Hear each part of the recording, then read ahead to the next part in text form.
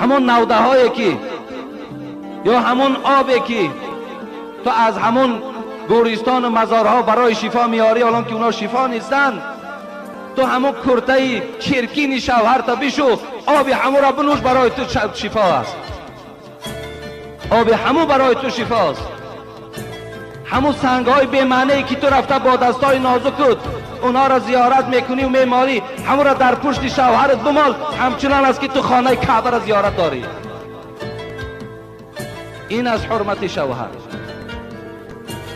این از به قدر شوهر رسیدن.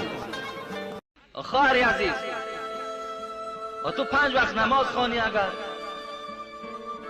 یا خواهر عزیز تو روزه میگیری، تو دعوای مسلمانی داری، و تو شوهر از همه بزرگترین انسان به سوی تو در اولین زینه شوهر میستد. اگر تو پروازی شوی از نماز بسیاره در آسمان، اگر جای نماز پرتافته نماز خوانی، اگر تو در شوهر اگر قهر و غضب داشته باشی، قسم به خدا این جای نماز هم دردی سرده، نماز هم قدر ندارد. این سخن خدا و پیغمبر است. حبیب خدا میگه 3 طایفه عبادتشان یک وجب از بالای سرشان بالا نمی رود. یک وجب بالا نرفتن چی معنی دارد؟ قبول خدا نمی شود. یکم کی است؟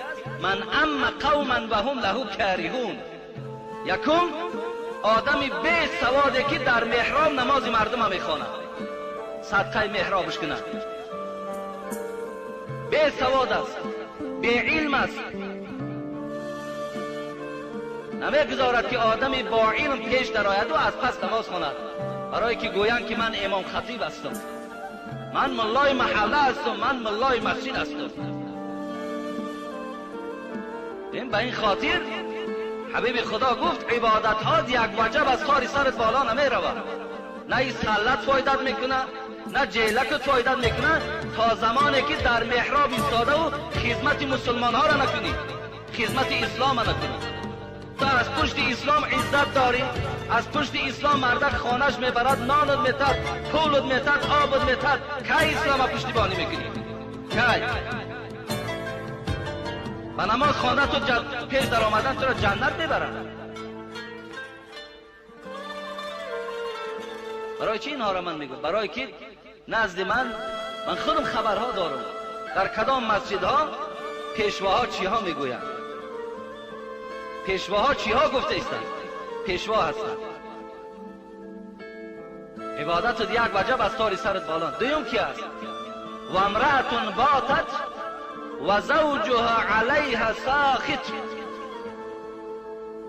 دویم زنی که در یک خانه زندگی دارن و شوهر بالای و غضب دارد، شوهر از اون نارضا است.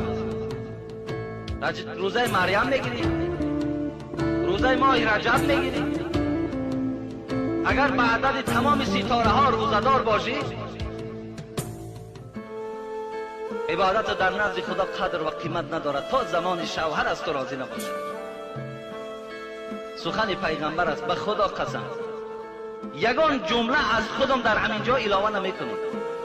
چیزی میگویم شما بعد نمازم از من پرسید، در راست هر یک جمله یک حدیث گفتم، به خدا قسم من گفتی همون بچه ها که نام میگردن. و چه عبادتی چه معنی داره؟ و دوستی نزدیکترین هم شوهرت است. در همه سختی ها همین شوهر در کار می شود.